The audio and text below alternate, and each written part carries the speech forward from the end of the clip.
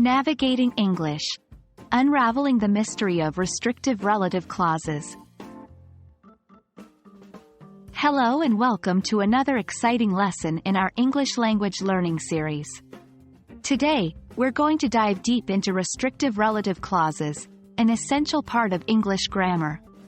By understanding this, you'll be able to construct more precise, complex, and engaging sentences. Let's get started. Before we delve into restrictive relative clauses, let's briefly remind ourselves what a relative clause is.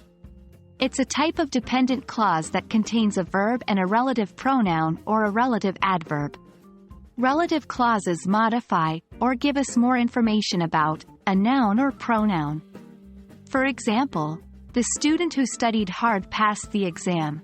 Here, who studied hard is the relative clause giving more information about the noun, student. Now, let's turn our attention to restrictive relative clauses.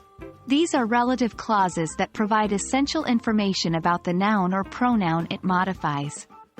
Without this clause, the meaning of the sentence can change significantly or become unclear. For instance, books that have hardcovers are more durable. In this sentence, that have hardcovers is a restrictive relative clause. It restricts the meaning of the word books to only those books that have hardcovers. If we remove the clause, the sentence becomes, books are more durable, which gives a different meaning. Recognizing restrictive relative clauses is straightforward. Here are a few things to remember. 1. They don't use commas. Unlike non-restrictive relative clauses, restrictive relative clauses aren't separated by commas from the rest of the sentence. 2. They contain essential information.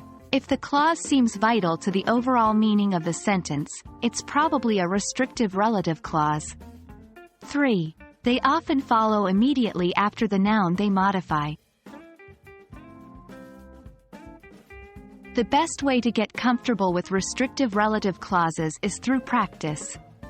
Let's look at a couple of examples. 1. The movie that we saw last night was exciting. Here, that we saw last night restricts the meaning to a specific movie. 2.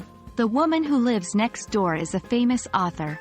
The clause, who lives next door, tells us which woman the sentence refers to.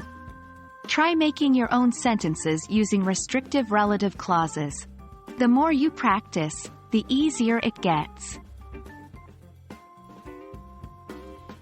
We hope this video has been helpful in explaining restrictive relative clauses.